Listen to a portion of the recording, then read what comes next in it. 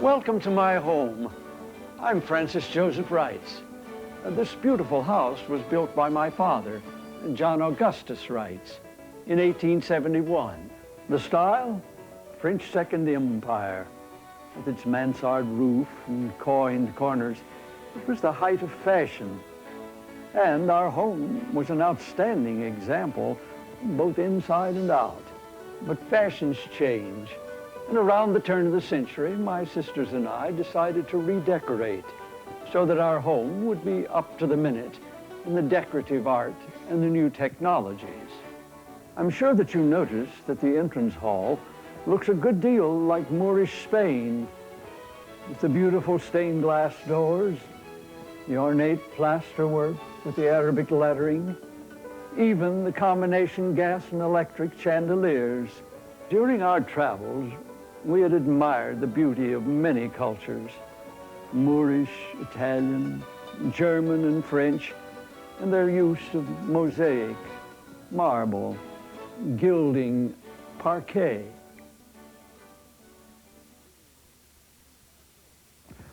Please come into the drawing room. I've always thought this room especially beautiful.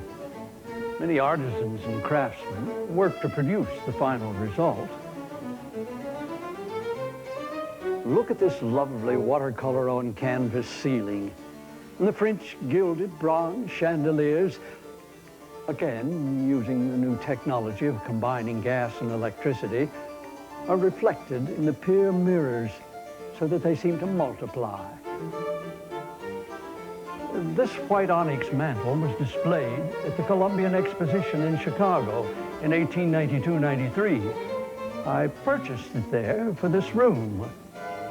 Oh, I failed to mention the floor. See the pattern? A master craftsman designed it, but it isn't repeated anywhere else in the house.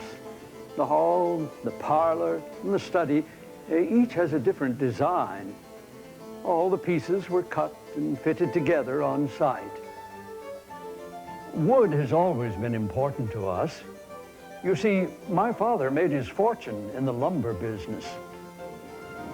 As a matter of fact, he was called the lumber baron. John Augustus Reitz was a lad of 21 when he arrived in America from Dolar, Prussia, now Germany. In 1836, he left Prussia in search of better business opportunities and a more republican form of government. He arrived here just as this young nation entered its first depression, the Panic of 1837.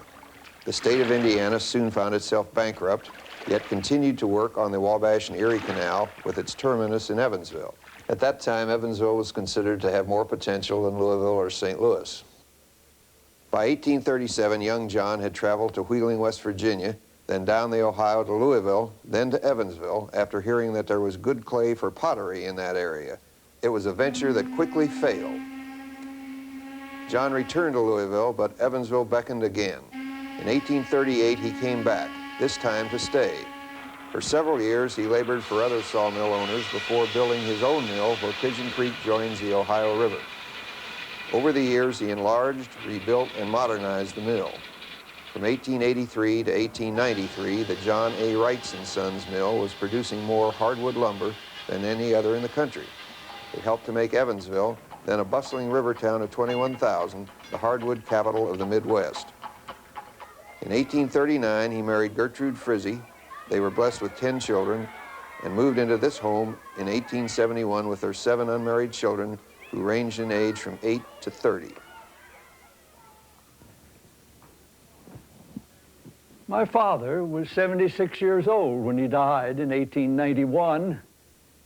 He'd always been a very energetic man, both mentally and physically. He'd become accustomed to toil in his early days.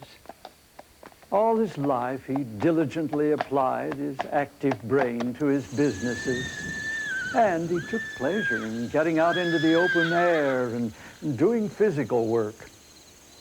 On returning home from the mill in the evening, he liked to sit in his study and read the paper before dinner.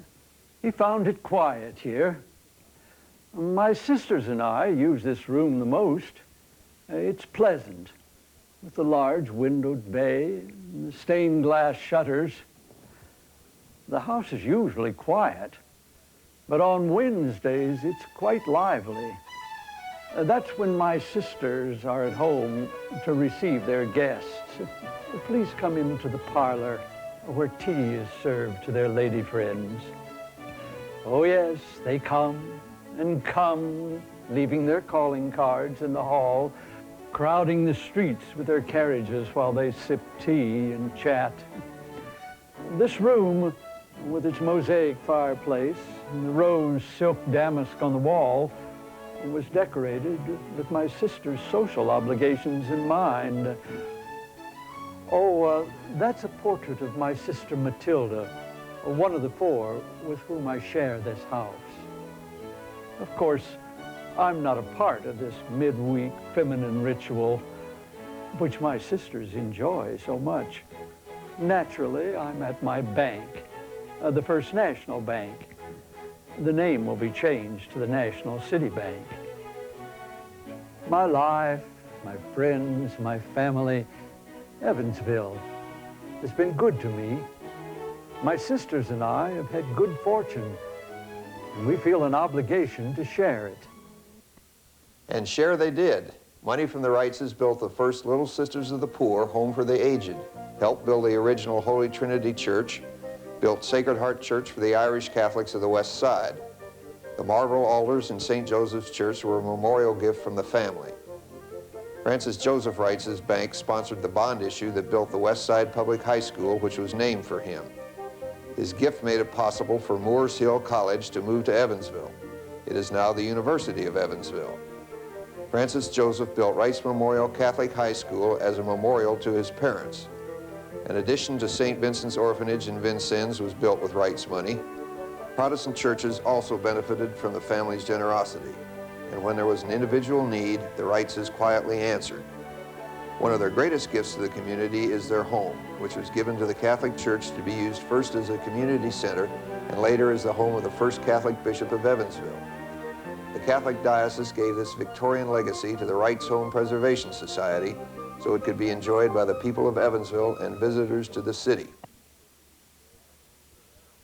Perhaps the most unheralded gift is this, a chalice encrusted with more than 200 diamonds and other precious stones. The current value is not known, and it is kept in the vault of the National City Bank. It is occasionally used by the bishop at Mass when it can be seen by the public. The chalice was commissioned by Josephine Reitz and contains her personal collection of jewels. I'm pleased that you came to my home for a glimpse of my family and our life together. But as you look at the things that are mine and my sister's, think of the man, my father, who gave them to us, and to you. Oh, I can see him still.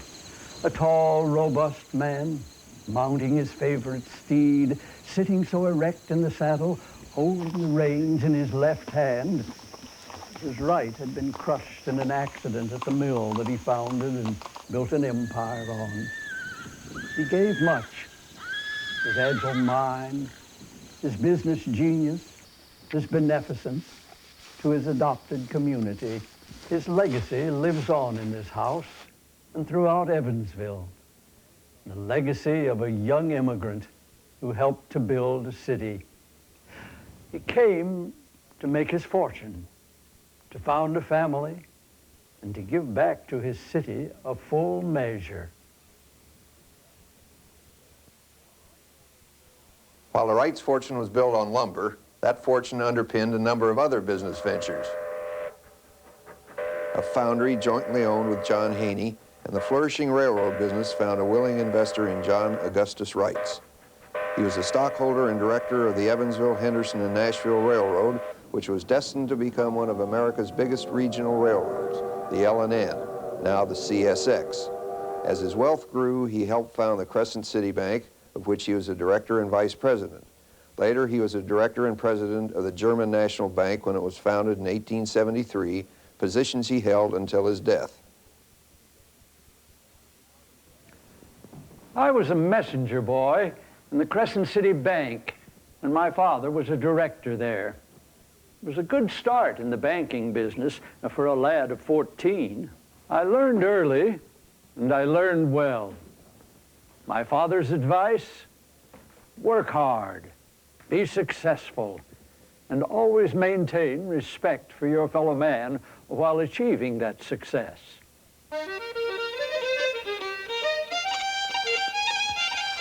Mr. Reitz treats us well.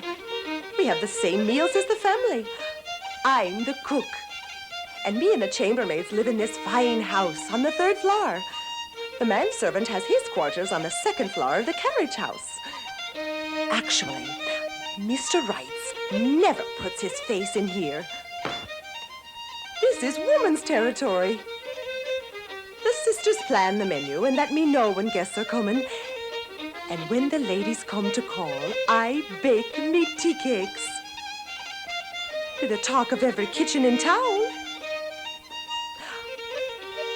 I must get back to work. Nice of you to come in. Francis Joseph Reitz never wavered in his lifetime goal to live up to his father's advice, to succeed and be respected. He gave back to his birthplace much of himself and his wealth. Wealth that grew under his guiding hand as he became president of Evansville Gas and Electric Company and was associated with the city's first telephone company. He foresaw the progress those companies would bring to Evansville. And like his father, who had served as a state senator, Francis Joseph enthusiastically embraced public service.